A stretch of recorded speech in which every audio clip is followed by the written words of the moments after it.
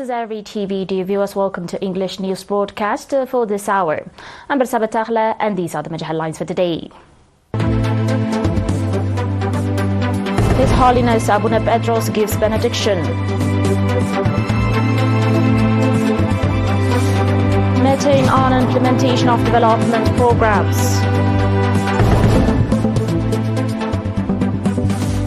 Sudan and Chad hit by flooding and Lesotho by drought.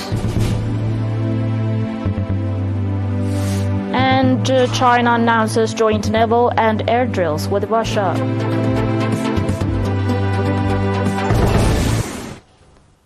On your domestic reports, His Holiness Abun Pedros, Archbishop of the Eritrean Tewahedo Orthodox Church, gave benediction in connection with St. John's holiday.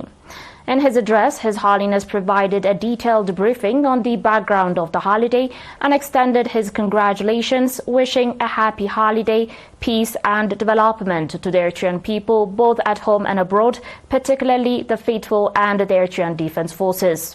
He also called upon the faithful to lend a helping hand to disadvantaged citizens.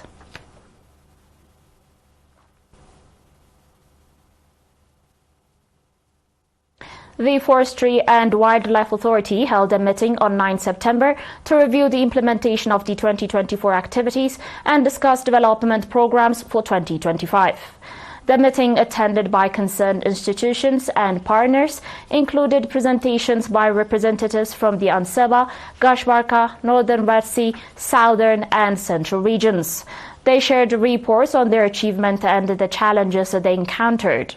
Colonel Kinfa Habtom, General Manager of the authority, gave a comprehensive briefing on the activities carried out in 2024, including the preparation and types of tree seedlings planted across the country, the condition of the reserved lands, and the lands prepared for plantation at the village level. He urged the public to increase their participation in water and soil conservation efforts. Colonel Kinfa also called on regional administrations to strengthen cooperation with concerned institutions and the units of the defense forces to ensure the conservation and protection of forests and wildlife. The meeting further conducted an extensive discussion on the 2025 program.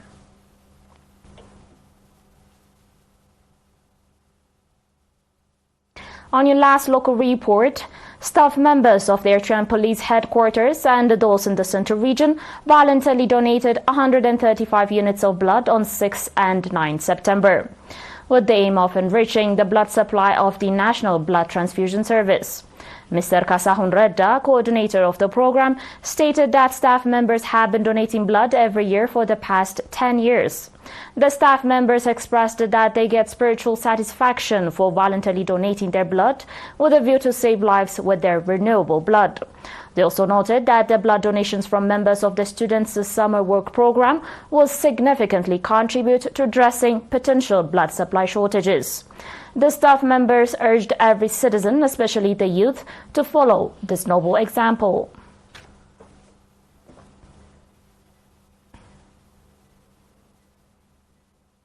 The viewers will be back shortly with their international reports and more, so please stay tuned.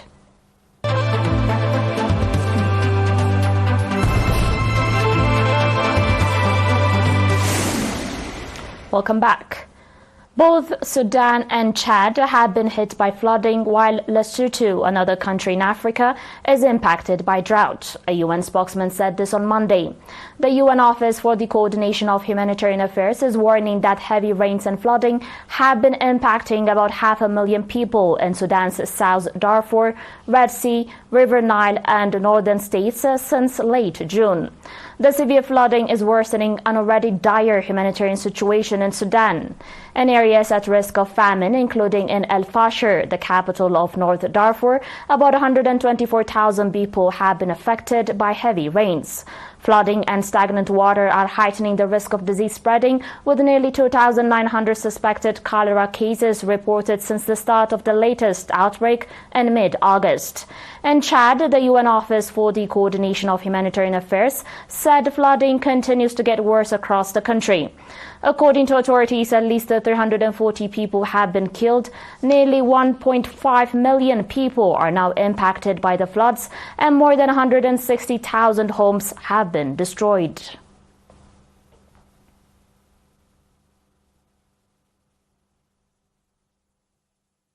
On today's final report, China's Defense Ministry on Monday announced joint naval and air drills with Russia starting this month, underscoring the closeness between their militaries. The ministry said the Northern United 2024 exercises would take place in the Sea of Japan and the Sea of Okhotsuku Kai, further north, but gave no details. It said the naval and air drills aim to improve strategic cooperation between the two countries and strengthen their ability to jointly deal with security threats.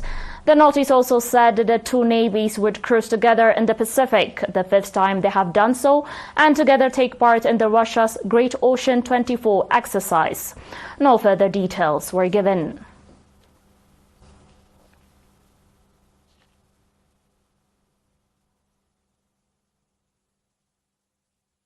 That was all with your domestic and international reports, dear viewers, and our recap of the major headlines. His Holiness Abun Pedros gives benediction.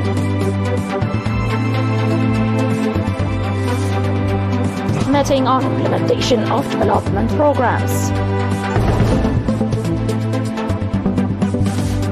Sudan and Chad hit by flooding and Lesotho by drought. And China announces joint naval and air drills with Russia. Dear viewers, that was it for today. Thanks for watching and have a good one.